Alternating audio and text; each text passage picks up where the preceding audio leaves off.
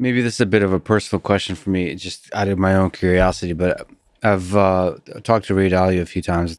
So Ray Dalio, I think, was one of those people that took that journey, the Bitcoin journey.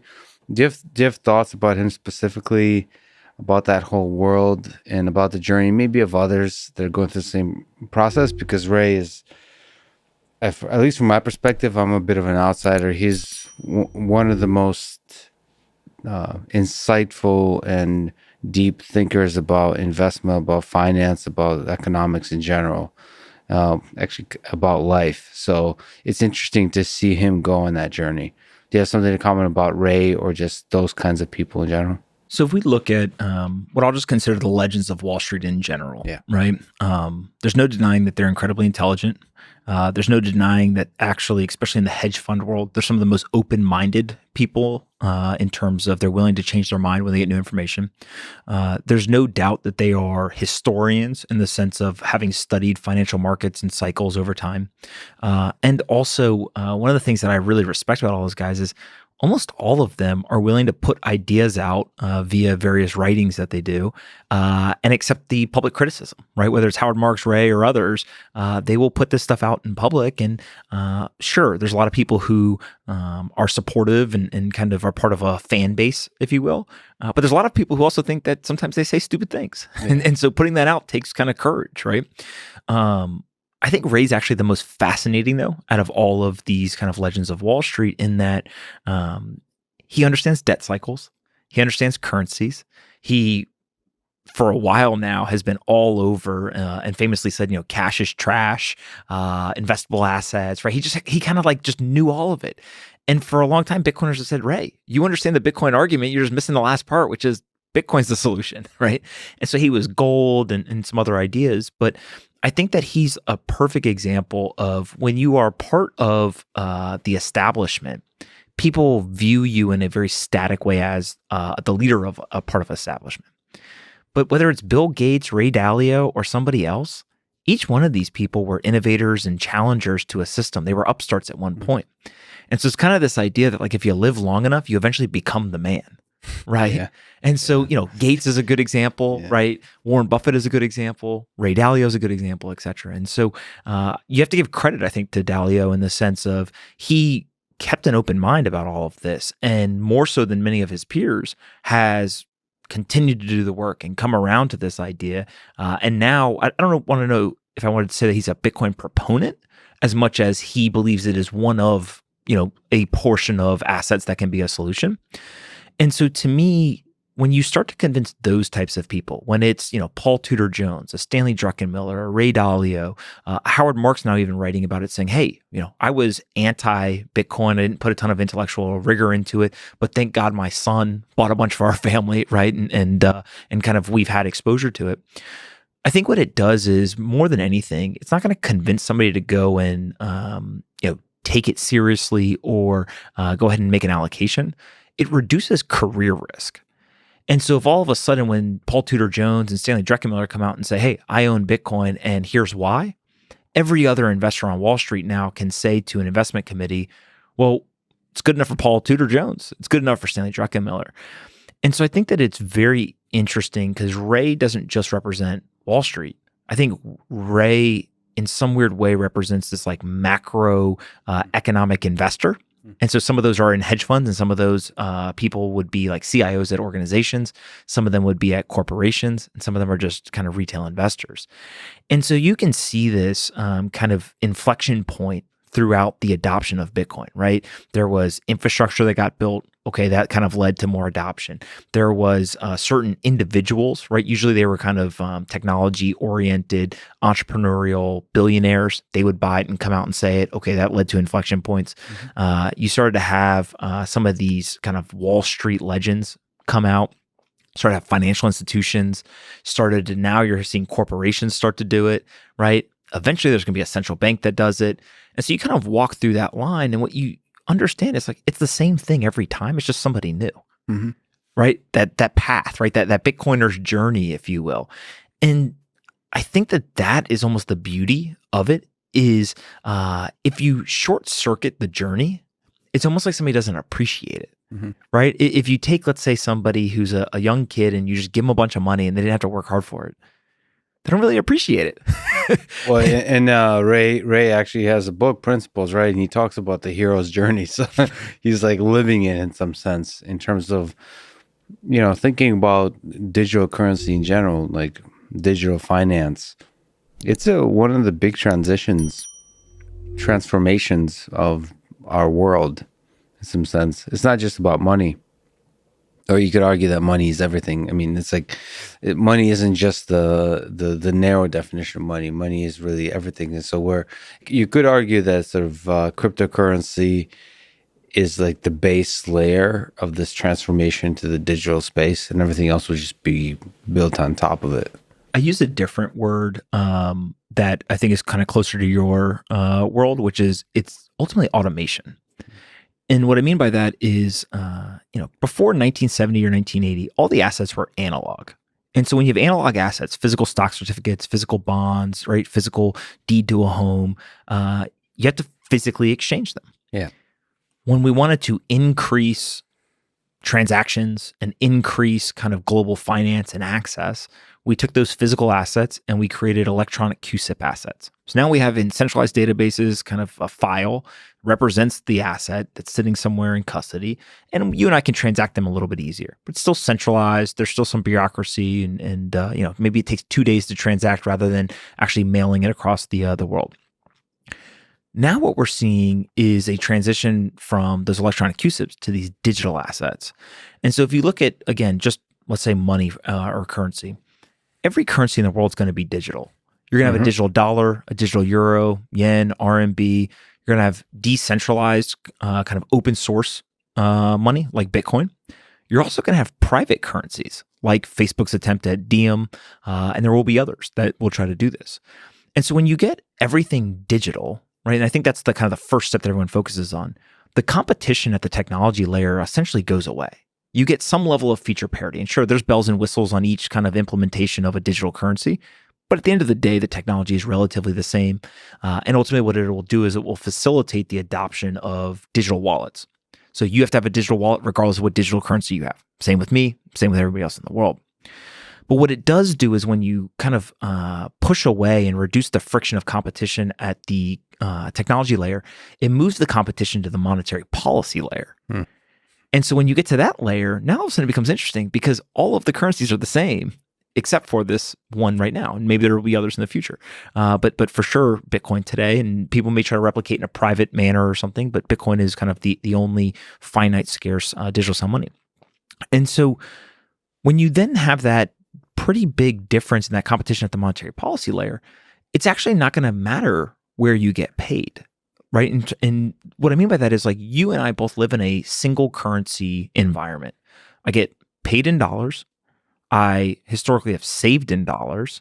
All of the assets in my life are denominated in dollars.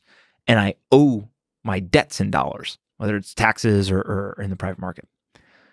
And I don't have to worry about foreign currencies. I don't exchange anything. The only time I would ever think about another currency is if I'm going to another country in their single currency environment. And in order to change or exchange my currency, I go to the bank or I go get ripped off at the airport, right? Like those are my two options. So it's high friction to change between currencies. When the competition of technology is kind of innovated away, now I can get paid in dollars, these digital dollars, and with a click of a button, switch into any other currency in the world. And so what ultimately happens is value and liquidity is going to coalesce around the best monetary policy. And so you get in this very weird world where even if the United States says, hey, you're going to get paid in dollars, you have to pay your taxes in dollars, you're going to start to see people operate in a multi-currency environment where they say, okay, I got paid in my digital dollar, click a button, I save in Bitcoin, it stays there, protects or grows my purchasing power. Oh, I need to pay my taxes. Let me switch back into dollars with a click of a button and pay. When you go to a multi-currency world, it's not just about currency. It's now a multi-asset world because not only is the currency digitized, but that same technology is used to digitize stocks, bonds, and commodities as well. And so today we live in a very fragmented financial world where basically I have a brokerage account, I have a bank account, I may have an alternative asset account, etc. When I can put all of those assets in a single digital wallet, and I can then go from asset to asset, without having to go back to a single unit of Very account. like frictionless, going from asset to asset. Yeah. So now what you end up doing is you start to open up the possibility for machine-to-machine transactions. Yeah. So today, if you and I write software code for two machines to transact with each other, Yeah. they can't transact physical currency. And in many cases, they can't actually transact the electronic QSIP currencies or assets either because there's too long of a settlement time. So you can't get true automation, right? So the whole idea of like the car's going to drive over a strip in the road and it's going to pay the toll, right? Well, that can't happen right now because literally the transaction won't go through, right?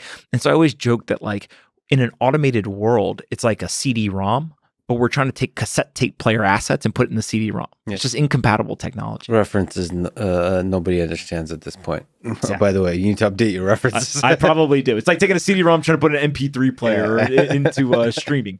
But I think that the reason why that becomes really interesting is when you start to create these digital assets, now you open up the world of possibilities. So when new technology is created, you can do two things. You can either create new things the world's never seen before, or you can use it to improve the old world. Most people, because it's the easiest thing to think about, want to improve the old world. So an equivalent of this would be when the internet came along, a media company that had newspapers would say, hey, we should take a PDF of the newspaper and we should put it on a website. And now anyone in the world can go to this website and they can read the newspaper today.